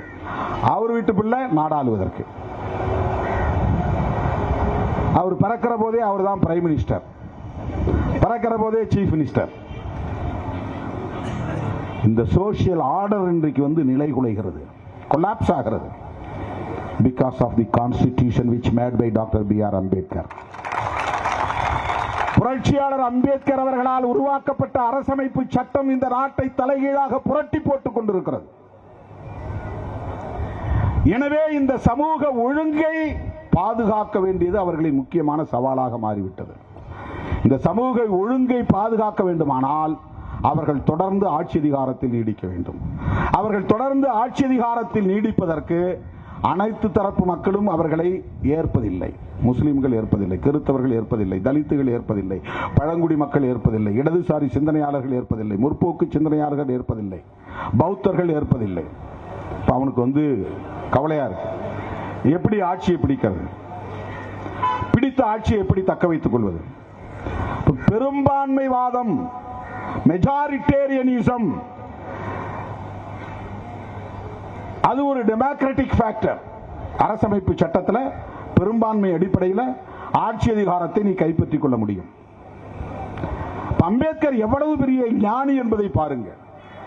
உலகம் முழுவதும் ஜனநாயகத்திலே பெரும்பான்மைவாதம் ஏற்கப்பட்டிருக்கிறது. 51 வாக்குகளை பெறுகிறவன் வெற்றி, 49 வாக்குகளை பெறுகிறவன் தோல்வி. இவன் 49, அவன் 51. 50-50 எடுத்தா சமம். 51 ஒரு வாக்கு எடுத்தா எதிரில் இருக்கவர் 2 வாக்கு குறைஞ்சிருக்கு. 2 வாக்குகளில் ஒருவன் நாடாளுமன்றத்திற்குள் நுழைய முடியும், சட்டமன்றத்திற்குள் நுழைய முடியும், அமைச்சரவையில் இடம்பெற முடியும், ஆட்சி அதிகாரத்தை கை கொள்ள முடியும். அதான் மெஜாரிட்டி. இது டெமோக்ரஸியில முக்கியமானது. ஆனால் இந்திய சமூக கட்டமைப்பில் இங்கே மெஜாரிட்டி என்பது பொலிட்டிக்கல் மெஜாரிட்டியாக இல்லை, கம்யூனல் மெஜாரிட்டியாக இருக்கிறது.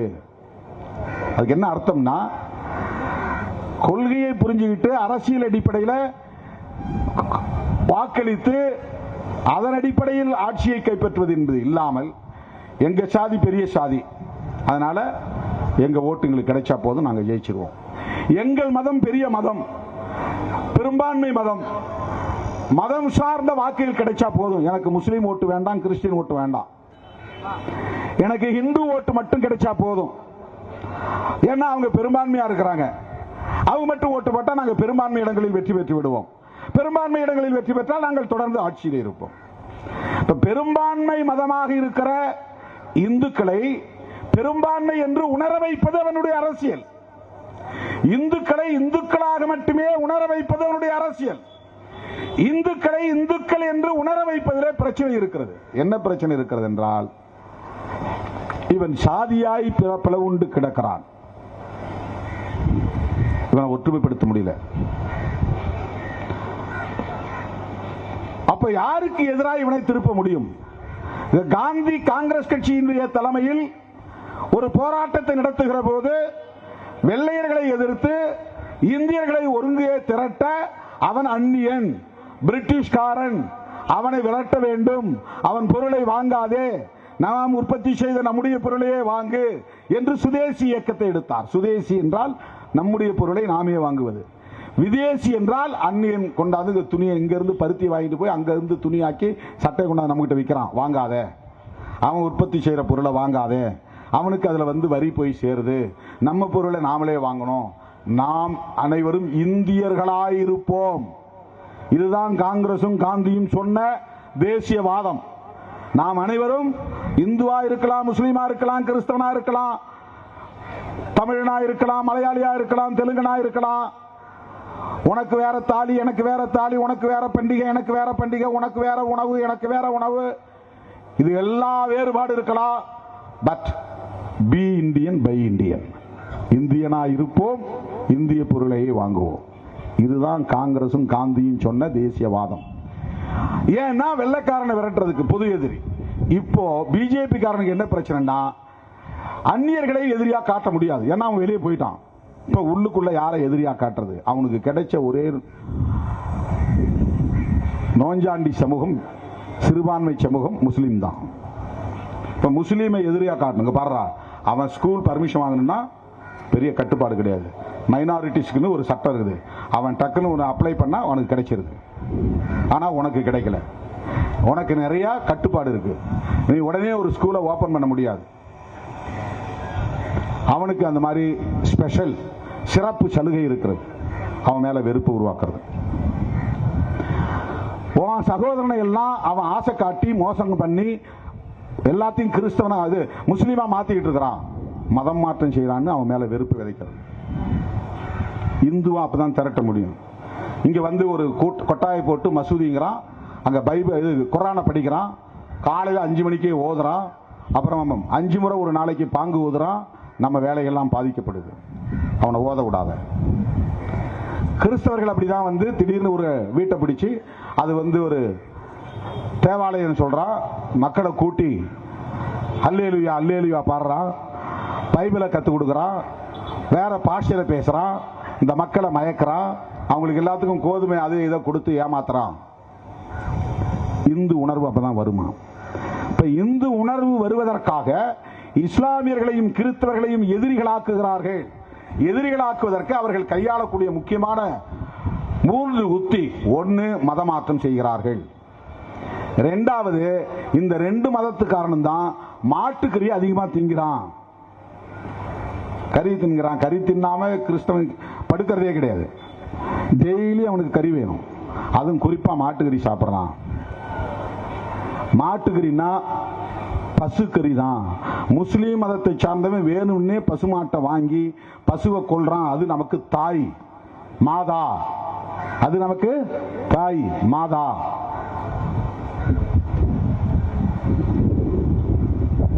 இப்படி இந்த இந்துக்களுக்கு எதிராக, முஸ்லிம்களுக்கு எதிராக இந்துக்களிடையே ஒரு அவதூறு பரப்புகிறார்கள் திட்டமிட்டு. ஆனா இந்த மாட்டுக்கறி எல்லாம் அதிகம் வாங்கி எக்ஸ்போர்ட் பண்றவன் யாருன்னா இந்து தான். இந்து மதத்தை சார்ந்தவன் தான் எக்ஸ்போர்ட் பண்றான். மாட்டுக்கறியை செத்த மாட்டை வந்து போய் உரிச்சாங்கிறதுக்காக ஹரியானாவில் 5 தலித்துகள் அடிச்சே கொண்டாங்க. மாடு செத்து போச்சு. அந்த மாட்டை கொண்டு போய் புதைக்கிறதுக்கு பதிலாக தோலாவது பயன்படுமேனு உரிக்கிறான். கறி தின்ன முடியாது. 4 நாள் ஆகி போச்சு, வீணா போச்சு. அதை போய் வெறுமனா புதைக்கிறத விட அதை அறுத்தா அந்த தோலை கொண்டு போய் விற்பனை பண்ணா ஏதோ 100-200 கிடைக்கும். அதுக்காக அந்த மாட்டை போய் அறுக்கிறாங்க. எப்படா நீ வந்து பசு மாட்டை தோலை உரிக்கலான்ட்டு 5 பேரை அடிச்சே கொள்றான். ஒரு கும்பல் சேர்ந்து அடிச்சு கொள்றாங்க. அதுதான் இன்னைக்கு முஸ்லிம்களை பசுமாட்டு வியாபாரம் பண்றாங்கன்னு சொல்லிட்டு கும்பலா சேர்ந்து அடிச்சே கொள்றாங்க. அதான் லிஞ்சிங்கிறாங்க. கும்பல் கொலை, அடித்தே கொள்ளுவது. உத்தரப்பிரதேசத்தில் தாத்ரி என்கிற இடத்துல போய் ஒரு வீட்டுக்குள்ள நுழைஞ்சு, உன் வீட்டில் இன்னைக்கு கறி குழம்பு வச்சிருக்கிற, அந்த கறி குழம்பு என்ன குழம்பு? அவன் இல்லைங்க மாட்டுக்கறிலாம் இல்லை நான் பார்க்கணும். உள்ள பூந்து கறி குழம்பு சட்டிக்குள்ள கையை விட்டு எடுத்து பார்த்து மோந்து பார்த்துட்டு இது மாட்டுக்கறி தான் சொல்லி அவனை அடிச்சே கொள்றாங்க. விசாரணையில் அது மாட்டுக்கறி இல்லைன்னு அதுக்கப்புறம் தெரியுது கோர்ட்ல. ஒருத்தன் வீட்டுக்குள்ள நுழைஞ்சி, அடுப்படிக்குள்ள நுழைஞ்சி, அவன் கறி சட்டிக்குள்ள கையை விட்டு அந்த கறியை எடுத்து அது மாட்டுக்கறி தான் அவனே ஒரு முடிவு பண்ணி அதற்காக அந்த கறி குழம்பை செய்த குடும்பத்தை சார்ந்தவர்களை அடித்து துன்புறுத்துவதில் ஒருவன் கொல்லப்படுகிறான். இது எதனால் வருகிறது? பிஜேபி RSS பரப்புகிற இஸ்லாமிய வெறுப்பால் வருகிறது. பசுக்கறி முஸ்லிம்களால் தான் இங்கே வியாபாரம் செய்யப்படுகிறது. பசு புனிதம், மதமாற்றம், இது போன்ற அவதூறுகளை பயன்படுத்தி வெறுப்பு அரசியலை பரப்புகிறார்கள். இதனுடைய நோக்கம் என்னவென்றால் இந்துக்களை இந்துக்களாக திரட்டுவது. நீ சாதி பெருமை பேசு, சாதியை ஒழிந்து ஒரு காலத்திலும் சொல்ல மாட்டான். சாதி பாகுபாட்டை ஒழிக்க ஒரு காலத்திலும் பேச மாட்டான். சாதி பாகுபாடு ஒழியட்டுன்னு சொல்ல மாட்டான். சாதிய வன்கொடுமைகள் ஒழியட்டுன்னு சொல்ல மாட்டான். சாதி பெருமை. இன்னைக்கு நிறைய பேர் இந்த தலித் கூட சொல்லக்கூடாதுன்னு சில பேர். ஏன்னா இவங்க எல்லாமே இந்த தலித்துன்னு சொல்லக்கூடாதுன்னு பூரா RSS கட்டுக்குள்ள போயிட்டான்னு அர்த்தம். தலித்துங்கிறது ஒரு சாதி பெயர் கிடையாது. திராவிடன் சொல்லக்கூடாதுங்கிறவன RSS கட்டுப்பாட்டுக்குள்ள போயிட்டான்னு அர்த்தம். 100% எழுதி வச்சுக்க. திராவிடன் சொல்லக்கூடாதுங்கிறவன்லாம் RSS பிஜேபியுடைய கட்டுக்குள்ள போயிட்டான்னு அர்த்தம். திராவிடங்கிறது பெரியார் கண்டுபிடித்தது அல்ல. எங்கள் முப்பாட்டன் பண்டிதர் அயோத்திதாசர் கையில் எடுத்த அரசியல் உத்தியது. அது ஆரியத்திற்கு எதிரானது, பார்ப்பனியத்திற்கு எதிரானது, சனாதனத்திற்கு எதிரானது, சாதிய பாகுபாட்டுக்கு எதிரானது, சமத்துவத்திற்கான அரசியல் அது. ஏன்னா RSS காரதான் சொல்றோம், திராவிடன் பேசாத, தலித்துன்னு சொல்லாத. தலித்துங்கிறது ஒரு இன்டர்நேஷனல் டேர்ம். அது உலகம் முழுக்க எல்லோருக்கும் தெரிஞ்ச ஒரு சொல்லாடல். அதுக்கு நேரடியான பொருள் என்னன்னா புரோக்கன் பீப்புள்னு அர்த்தம், நொறுக்கப்பட்ட மக்கள்னு அர்த்தம். அவர்கள் ஒரு கம்யூனிட்டியா கூட இல்லை, ஒரு காஸ்டாவும் இல்லை. அவன் சாதி பற்றியே இருக்காது, அவனுக்கு சாதி பற்றியே இருக்காது. இன்னைக்கு சில பேர் சாதி பற்றி சொல்லிட்டு தெரியுறான்னா அது வந்து அஜெண்டா, அது இந்துத்துவ அஜெண்டா. நீ சாதி பெருமை பேசு, நான் ஆண்ட பரம்பரைன்னு சொல்லு, நான் சிவகுலத்தை சார்ந்தவன் சொல்லு. பண்டிதர் அரசியல் அது அல்ல. இந்தியாவிலேயே ஆகச்சிறந்த ஒரு தத்துவ பேரறிஞராக பெரியாருக்கு முன்னர், புரட்சியாளர் அம்பேத்கருக்கு முன்னர் தமிழ்நாட்டிலே தோன்றிய ஒருவர் உண்டு என்றால் அவர் பண்டிதர் அயோத்திதாசர். புரட்சியாளர் அம்பேத்கருக்கே பௌத்தம் தொடர்பான ஒரு சிந்தனை உருவாவதற்கு பண்டிதர் எழுதிய நூல்தான் காரணம் என்பதை யாரும் மறுத்துவிட முடியாது. அவர் கையாண்ட சொல்தான் திராவிடம் என்கிற சொல். அது ஆரியத்திற்கு, பார்ப்பனியத்திற்கு எதிரான சொல்லாடல். அது அதை சொல்லக்கூடாதுன்னு சொல்லுவான். அதனால்தான் நான் திருவண்ணாமலை மாவட்டத்திலே பேசுகிற போது சொன்னேன், நீ திமுகவை அழிக்க வேண்டும் என்று சொல்லுவதோ திமுகவுக்கு எதிராக பேசுவதோ அது உனக்கும் அவர்களுக்குமான அரசியல், அது வேறு. ஆனால் திமுகவை வீழ்த்து விட்டால் திராவிடத்தை வீழ்த்திவிட முடியும் என்று நீ கனவு காணுகிறாய். அது நடக்காது. சிறுத்தைகள் இருக்கிற வரையில் அதை விடமாட்டோம் என்று சொன்னோம். இதை புரிஞ்சுக்கிறதுக்கே அவனுக்கு அறிவு வேணும். அந்த அறிவு கட்ட முண்டங்கள் நாம் திமுகவுக்கு முட்டு கொடுக்குறோன்றான்.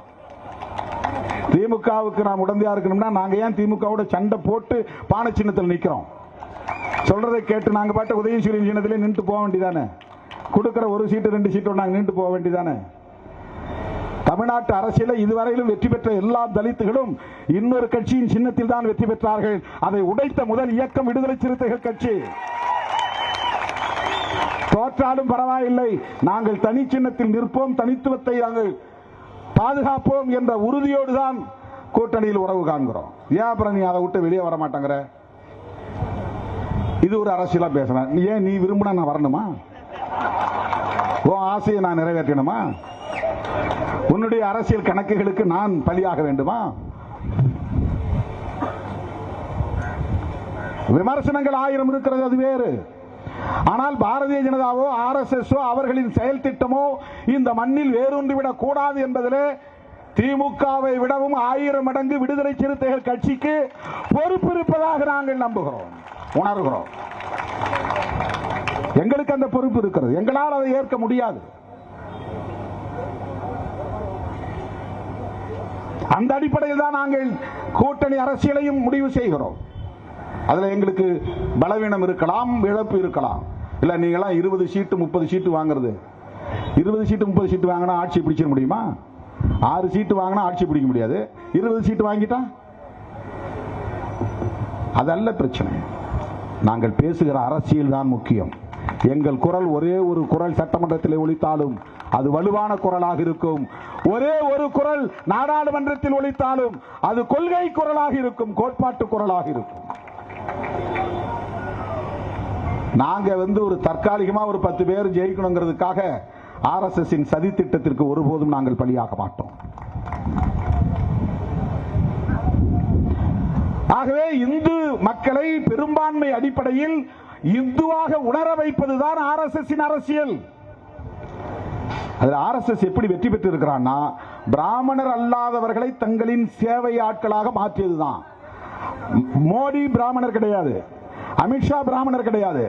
ஆனா அல்லும் பகலும் கண் விழித்து கண் துஞ்சாமல் அவர்கள் யாருக்காக உழைக்கிறார்கள் என்றால் பிராமணர்களின் செயல் திட்டத்தை நிறைவேற்றுவதற்காக உழைக்கிறார்கள். அதனால்தான் ஒரு கூட்டத்தில் நான் சொன்னேன், அவர்கள் பார்ப்பனர்களின் எடுபிடிகளாக வேலை செய்கிறார்கள் என்று சொன்னேன். அவங்களுடைய அஜெண்டா அதுதான். இந்த சோசியல் ஆர்டரை பாதுகாக்கணும். பரப்பின் அடிப்படையிலான உயர்வு தாழ்வு என்பது இங்கே நிலைப்படுத்தப்பட வேண்டும். சூத்திரர்கள் சூத்திரர்களாகவே இருக்க வேண்டும். இடஒதுக்கீட்டை இல்லாமல் ஆக்குவது, எல்லாத்தையும் தனியாற்ற ஒப்படைச்சுனா நீ எப்படி இடஒதுக்கீடு வாங்குவ? அரசு துறையின் தான் வேலை வாய்ப்பு கேட்ப இடஒதுக்கீடு. அரசு துறை பொதுத்துறை எல்லாம் தனியார்ட்ட ஒப்படைச்சுட்டா, அதானிட்ட ஒப்படைச்சுட்டா நீ வேலை கேட்டுருவியா? சமூக நீதியை உன்னால நடைமுறைப்படுத்த முடியுமா? இடஒதுக்கீட்டை உன்னால் கேட்க முடியுமா? இதெல்லாம் வீக்கெண்ட் பண்றான், ஓபிசி மக்களை வீக்கெண்ட் பண்றான். இடஒதுக்கீட்டுக்கு எதிராக இந்தியாவில் மண்டல் பரிந்துரையை அறிமுகப்படுத்திய போது ஓபிசி மக்களுக்கான இடஒதுக்கீட்டுக்கு எதிராக போராடியது தலித்துகள் அல்ல. ராம்விலாஸ் பாஸ்வானோ, ராம்தாஸ் அத்வாலேவோ, கத்தி பத்மாராவோ, தமிழ்நாட்டில் திருமாவளவனோ யாரும் ஓபிசி மக்களின் இடஒதுக்கீட்டை மண்டல் பரிந்துரையை எதிர்க்கவே இல்லை. மாயாவதியோ எதிர்க்கவே இல்லை.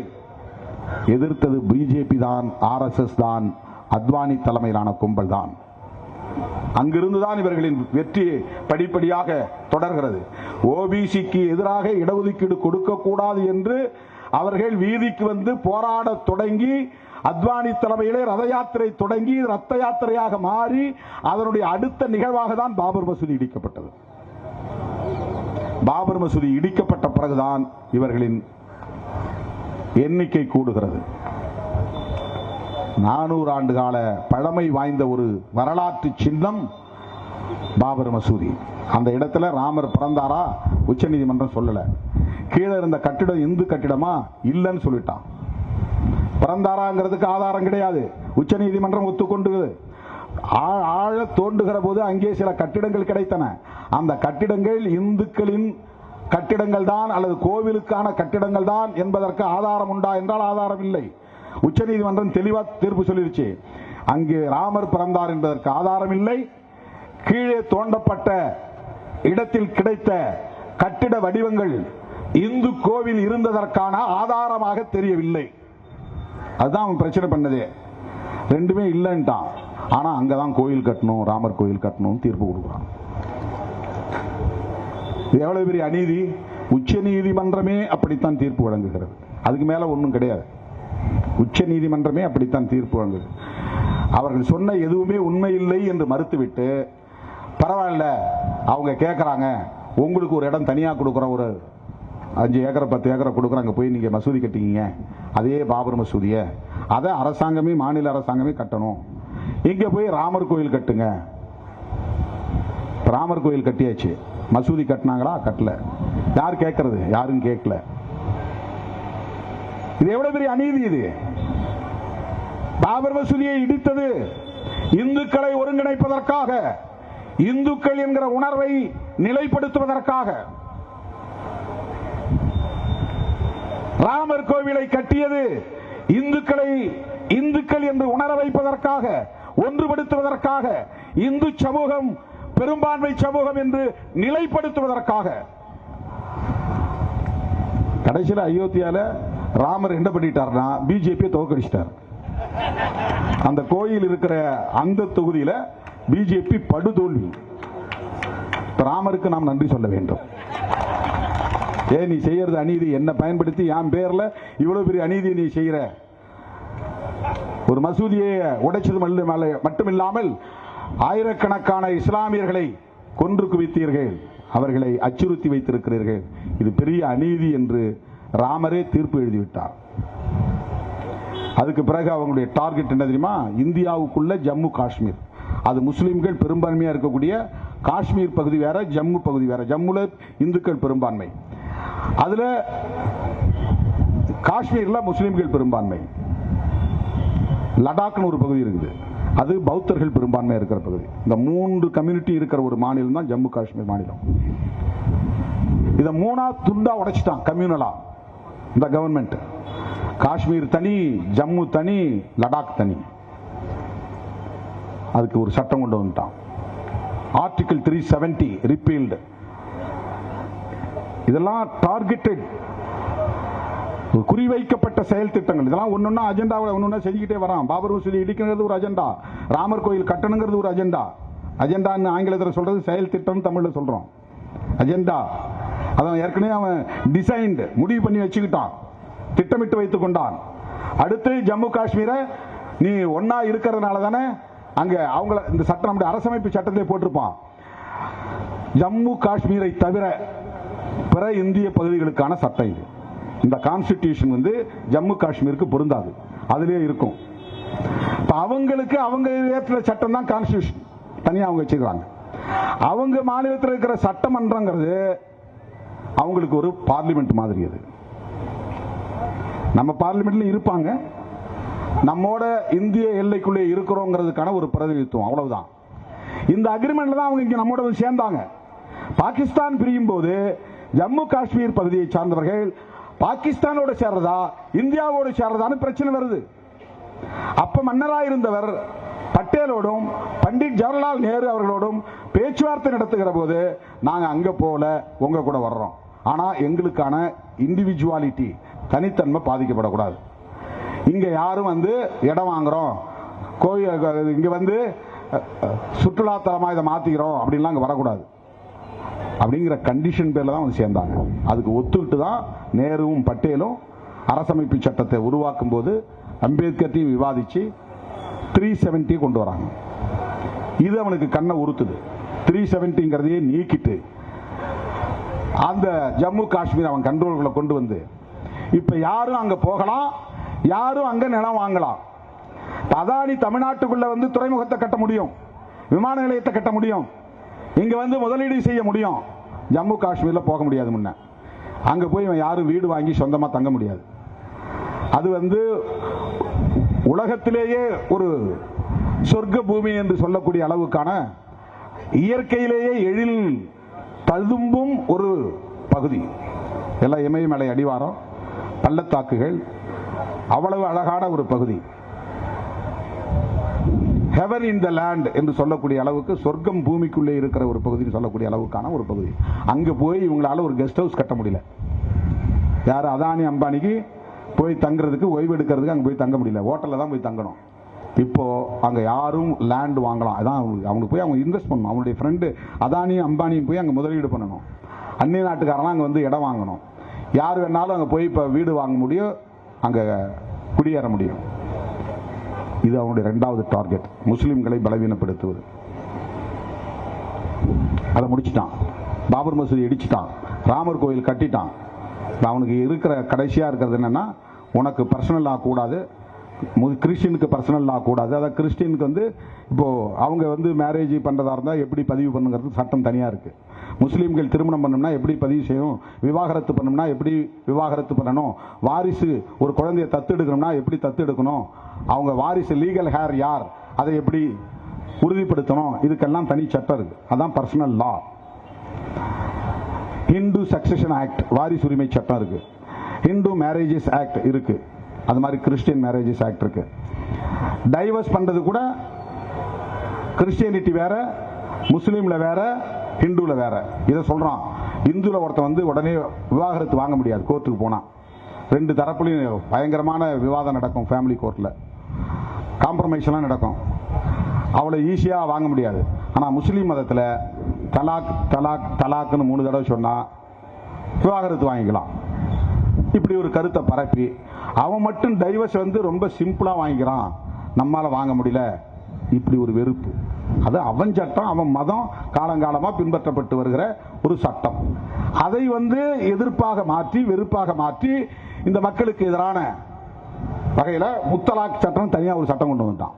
கேட்டா முஸ்லீம் பெண்களுக்காக சட்டம் கொண்டு வந்தோம். பெண்கள் போய் இவங்கள்ட்ட முறையிட்டாங்களாம். ஒருத்தன் கல்யாணம் பண்ணிட்டு திடீர்னு போன்ல அல்லது வாட்ஸ்அப்ல முத்தலாக்குன்னு சொல்லிட்டான்னா என் வாழ்க்கை நடுத்தருவில் போயிடுது, நாங்க பாதிக்கப்படுறோம் அப்படின்னு முஸ்லீம் பெண்கள் போய் சொன்னாங்களாம். அதனால அவங்க சட்டம் கொண்டு வந்தாங்க. அது அல்ல நோக்கம். முஸ்லீம்களை பலவீனப்படுத்தணும், பர்சனல் லாவை டைலூட் பண்ணணும்.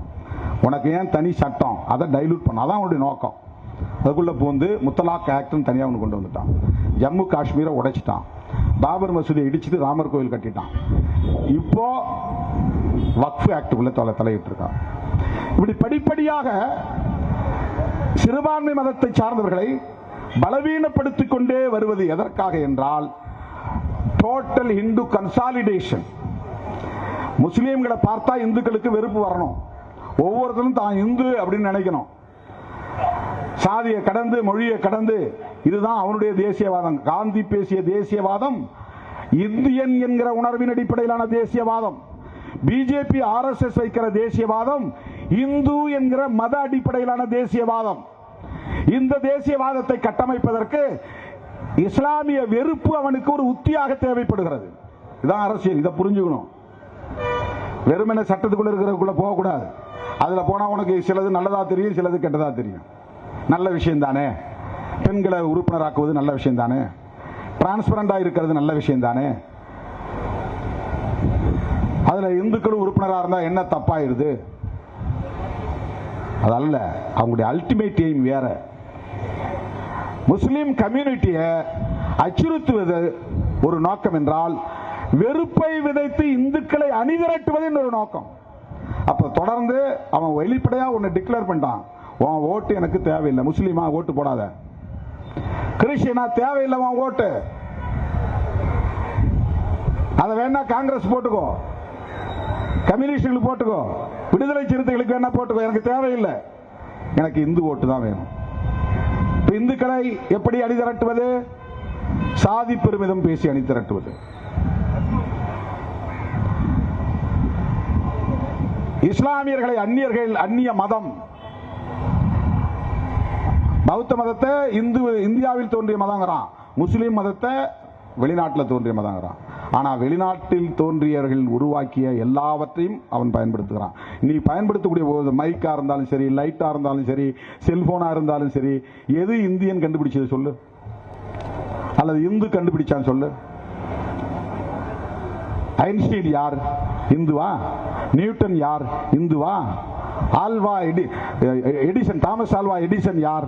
இந்துவா? யாராவது ஒரே ஒரு விஞ்ஞானி,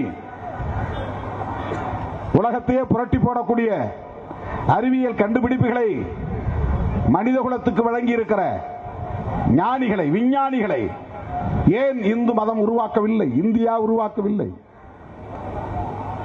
இதுக்காக உன்னால பதில் சொல்ல முடியுமா? அவன் பயன்படுத்தின விமானத்தை அவன் கண்டுபிடிக்கிறான், நீ விமானத்தில் பறக்கிற, அது மட்டும் அந்நியன் கண்டுபிடிச்ச உனக்கு வேணும். செல்போன் அந்நியன் கண்டுபிடிச்ச உனக்கு வேணும். அதெல்லாம் அவனுடைய உண்மையான நோக்கம். இந்து கிழமை ஏமாத்துறான், இந்து சமூகத்தை ஏமாற்றுகிறான். இந்து உணர்வை உருவாக்குவதற்கு இஸ்லாமிய வெறுப்பு அவனுக்கு ஒரு உத்தியாக தேவைப்படுகிறது. தோழர்களே, இந்த சட்டம் வந்த பிறகு என்ன ஆகும்னா, மதரசா இருக்கிற இடம் வக்ஃப் சொத்து இல்லம்பா, இதை நீ காட்ட முடியாது. ஏன்னா ஆவணம் இல்லை. ஏன் ஆவணம் இல்லை? அது 400 வருஷத்துக்கு முன்னால கொடுத்தது, 100 வருஷத்துக்கு முன்னால கொடுத்தது, 200 வருஷத்துக்கு முன்னால கொடுத்தது. அப்ப மதரசாவை காலி பண்ண, இந்த அர்த்தம் இந்த முஸ்லீம் ஸ்கூல் இருக்கக்கூடாது. மசூதி இடத்துல டாக்குமெண்ட் பார்க்கிறோம். இந்த மசூதி இருக்கிற நிலத்துக்கு என்ன டாக்குமெண்ட் இருக்கு? டாக்குமெண்ட் இல்ல. எந்த காலத்தில் இருந்துச்சு? 150 வருஷம் முன்னாடி. யார் கொடுத்தது? யாரோ கொடுத்தாங்க. ஏதாவது ஆதாரம் இருக்கா? ஆதாரம் இல்ல. மசூதியை விட இப்படிதான் பிரச்சனை வரப்போகிறது. சுடுகாடு, கிரேவியார்டு, முஸ்லிம்களுக்கான சுடுகாடு, இதுக்கு என்ன ஆதாரம் இருக்கிறது? ஒரு 100 வருஷத்துக்குள்ள இருந்தா டாக்குமெண்ட் இருக்கும், 150 வருஷம் இருந்தா கூட டாக்குமெண்ட் இருக்கும். அதுக்கு முன்னாடி கொடுத்தாலும் டாக்குமெண்ட் இருக்காது. தப்பி தவறி செப்பு பட்டை இருந்தா ஓகே, பட்டை இல்லைன்னா யார் அதெல்லாம் பாதுகாத்து வச்சிருப்பா? இஸ்லாமியர்களின் சொத்துக்களை இந்த பெயரால் இனி அபகரிப்பதுதான் அவர்களின் நோக்கம். அபகரிப்பது மட்டுமல்ல, அதன் மூலம் இந்துக்களுக்கு முஸ்லிம்களுக்கும் இடையிலே வன்முறைகளை தூண்டுவது அவர்களின் நோக்கம். அவனுக்கு இந்த மாதிரி எந்த நேரமும் இந்து முஸ்லிம் வன்முறை நடந்துகிட்டே இருந்தாதான் இந்து கன்சாலிடேஷன் நிகழும், இந்து பெரும்பான்மைவாதத்தை கட்டமைக்க முடியும். ஆகவே அவர்களின் நோக்கம் வக்ஃப் சொத்தை பாதுகாப்பதல்ல, வெளிப்படை தன்மையை நிலைநாட்டுவதல்ல, ஏழை முஸ்லிம்களுக்கு உரிமை கிடைக்க வேண்டும் என்பதல்ல, முஸ்லிம் பெண்களையும் உறுப்பினராக்குவதல்ல. முஸ்லிம்களின் வக்ஃப் சொத்து என்று சொல்லப்படக்கூடிய சொத்துக்களில் ஆதாரம் இல்லாமல், ஆவணம் இல்லாமல் பயன்பாட்டில் இருக்கிற சொத்துக்களை எல்லாம் இது வக்ஃப் சொத்து இல்லை என்று டிக்ளேர் செய்வது, அதன் மூலம் அவற்றை அபகரிப்பது. அபகரிக்கிற போது இஸ்லாமியர்களுக்கும் இந்துக்களுக்கும் இடையிலே மோதலை தூண்டுவது. மோதல் வருகிற போது அவங்களுக்கு கன்சாலிடேஷன் ஆகிடும். நாடக காதல்னு சொல்லி திருமாவளவன் கூட இருக்கிறவங்க தான் இப்படி எல்லாம் பண்றாங்கன்னு சொல்லி தலித் வெறுப்பை விதைத்தால், தலித் அல்லாதவர்களை கன்சாலிடேட் பண்ணுவதன் மூலம் எல்லா சாதி இந்துக்களும் நம்ம பிள்ளைக்கு ஓட்டு போட்டுருவாங்கிறதுக்காக தருமபுரியில் ஒரு வன்முறை நடத்தப்பட்டது. திவ்யா இளவரசன் பிரச்சனை. அந்த தருமபுரியில் நடந்த நாயக்கன் கொட்டாய் பக்கத்தில் நடந்த நத்தம் கிராமம் தாக்கப்பட்டது தேர்தலுக்காக நடத்தப்பட்டது. வன்னியர் அல்லாத பிற சாதி இந்துக்களையும் ஒருங்கிணைப்பதற்கு தலித் வெறுப்பு ஒரு அரசியல் உத்தியாக கையாளப்பட்டது. அதுதான் உண்மை. அதேதான் இஸ்லாமியர் வெறுப்பு இந்தியா முழுவதும் பரப்பப்படுகிறது. இந்த அரசியல் பின்னணியை புரிந்து கொண்டால்தான் வக்ஃப் திருத்த சட்டத்தை ஏன் எதிர்க்கிறோம் என்பதை புரிந்து கொள்ள முடியும். எனது அருமை தோழர்களே, இந்தியாவில் இஸ்லாமிய சமூகம், இந்து சமூகம் மத நல்லிணக்கத்தோடு, சகோதரத்துவத்தோடு ஒற்றுமையாக வாழ்ந்து கொண்டிருக்கிற நிலையில் இவர்களுக்கு இடையிலே வெறுப்பை விதைத்து இடைவெளியை பெருக்கி வன்முறை வெறியாட்டத்தை தூண்டுகிற ஒரு செயல் திட்டத்தோடு தான் RSS பிஜேபி கும்பல் காய்களை நகர்த்துகிறது. அதன் அடிப்படையில் உருவான சட்டம் தான் இந்த சட்டம். இதை திரும்ப பெற வேண்டும் என்று வலியுறுத்தி விடுதலை சிறுத்தைகள் கட்சியின் சார்பில் உச்ச நீதிமன்றத்திலே வழக்கம் தொடுத்திருக்கிறோம். இஸ்லாமிய சமூகத்தோடு, கிறிஸ்தவ சமூகத்தோடு, சிறுபான்மை சமூகத்தோடு அரசியல் ரீதியான அடிப்படையிலே நாம் உறவை கொண்டிருக்கிறோம். கொள்கை அடிப்படையிலே உறவை கொண்டிருக்கிறோம். ஜனநாயக அடிப்படையில் உறவை கொண்டிருக்கிறோம். இந்திய சமூகத்தின் ஒற்றுமையை நிலைநாட்டுவதற்காக, மத நல்லிணக்கத்தை பாதுகாப்பதற்காக RSS உள்ளிட்ட சனாதன கும்பல் முன்னெடுக்கிற இந்த ஆபத்தான அரசியலை அம்பலப்படுத்தும் நோக்கில்தான் இன்றைக்கு இந்த ஆர்ப்பாட்டத்தை தமிழ்நாடு முழுவதும் நடத்தியிருக்கிறோம். சட்டம் நிறைவேற்றப்பட்டிருக்கலாம், ஆனால் அந்த சட்டத்தை உடைக்கிற ஆற்றல் மக்களுக்கு உண்டு.